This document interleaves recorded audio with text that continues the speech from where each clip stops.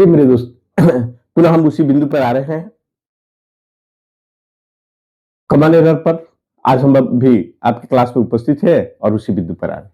यहां देखिए कि people in a Darwin had become so accustomed cyclone to cyclone, यानी डार्विन के लोग जो हैं वह क्या है, साइक्लोन के आदी हो चुके हैं, टू साइक्लोन वार्निंग, और that a few of them a paid any attention.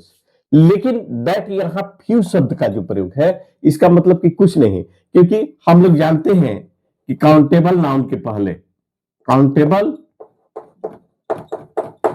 Noun में फ्यू का अर्थ कुछ नहीं, यानी निगेटिव शब्द है, और इसको ना निगेटिव कहिएगा और ना पॉजिटिव कहिएगा, माने शून्य। उसके बाद ए फ्यू का अर्थ हुआ थोड़ा, माने एक, और दी फ्यू का अर्थ हुआ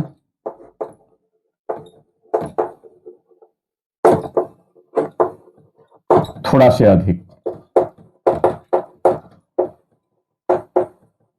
अधिक।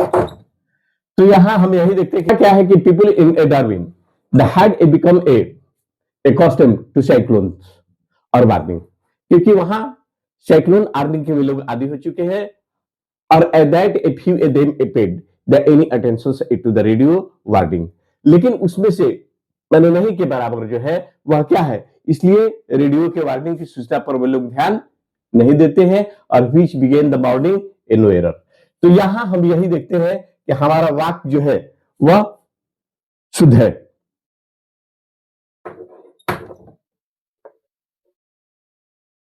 वाक्य शुद्ध है अर्थात करेक्ट है, इसलिए इसका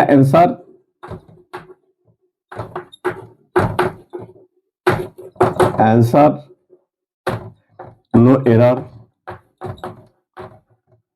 ई होगा।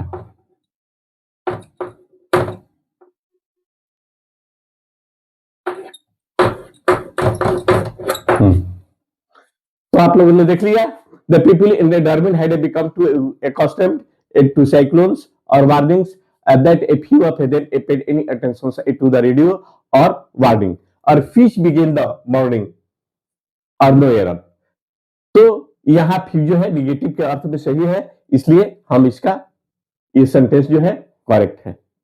अब हम एक दूसरा एग्जांपल देखते हैं कि one should be a true to one's a promises और इन ऑर्डर टू अर्न और name and fame in the life.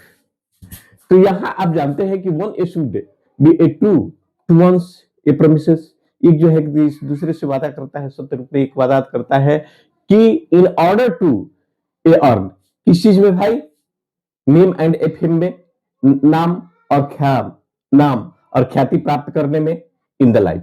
तो यहां पर भी किसी तरह का हम देखते हैं कि गलत नहीं है, और बी ए ट्रू वंस यहां पर भी गलत नहीं है, प्रोमिसेस यहां पर भी गलत नहीं है, इन ऑर्डर टू अर्न यहां पर भी गलत है, नेम एंड ए फेम यहां पर भी गलत नहीं है। लेकिन हम लोगों ने बहुत सारे नियम को पढ़ा है कि इनके पहले आर्टिकल का प्रयोग नहीं होता है, क्योंकि इनका प्रयोग व्यापक अर्थ में हो। तो जब इनका अर्थ व्यापक रूप में होता है तब उनके पहले हम लोग कोई आर्टिकल का प्रयोग नहीं करते हैं। जैसे मैन है, वुमेन है, ह्यूमैनिटी है, मैनकाइंड है, नेचर है, साइंस है, लाइफ है, पार्लियामेंट है, फ्रीडम है, डेथ है, इन सारे के पहले हम लोग आर्टिकल का प्रयोग नहीं करते हैं। अब जैसे एक हमने आपको बहुत सारा एग्जांपल दिए थे कि मैन इज इमॉर्टल, मैन जो है, मनुष्य जो है वह मरणशील है। तो ये बात को कहते हैं कि हम कहते हैं कि already we know that the man is immortal. अगर ये बात को कह देते हैं कि मैन इज इमॉर्टल, तो इसका मतलब कि हम पहले से ही जानते हैं, हम अपने जन्म से पहले ही से ही जानते हैं, तो भाई जब आपका जन्म हुआ ही नहीं तो आप पहले से जानते कैसे हैं कि मनुष्य मरणशील होता है? अरे बाद में भले आया करके तो आप जाने। तो इसलिए हम लोग यही बात को शुरू से कहते आए हैं कि मनुष्य जो है मरणशील होता है, इसलिए मैन इज मॉर्टल। हो गया? तो होता है इस तरह का हम संभावना व्यक्त करते हैं, गेस देते हैं। इसलिए यहां पर मैन शब्द का जो हमने प्रयोग किया है वह क्या है? एक विस्तृत व्यापक क्षेत्र के लिए किया है। Women is a man's friend, यहां वुमेन शब्द का हमने प्रयोग किया है वह एक व्यापक के लिए किया है। Science has a changed our life, यहां साइंस का जो प्रयोग किया है हमने एक व्यापक में किया है। और life is a very hard here, यहां लाइफ शब्द जो है। तो इसी तरह जब हम लोग कहेंगे कि women, humanity, Mankind, man, nature, science, life, parliament, freedom, death इत्यादि का प्रयोग अगर विस्तृत अर्थ में करते हैं, विशेष अर्थ में करते हैं, तो उसके पहले हम कोई आर्टिकल का प्रयोग नहीं करते हैं। तो यहां यही बात को कहेंगे कि आप जब ये नियम को हम लोग देखेंगे तो पार्ट डी में क्या है? गलत है। डी में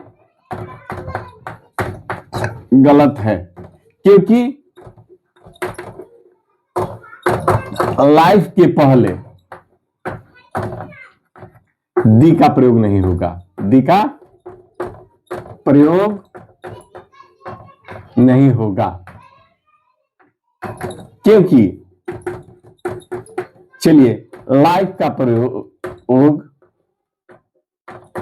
विस्तृत रूप में हुआ है या व्यापक है, ये व्यापक रूप में है, इसलिए यहां पर हम लोग दी का प्रयोग नहीं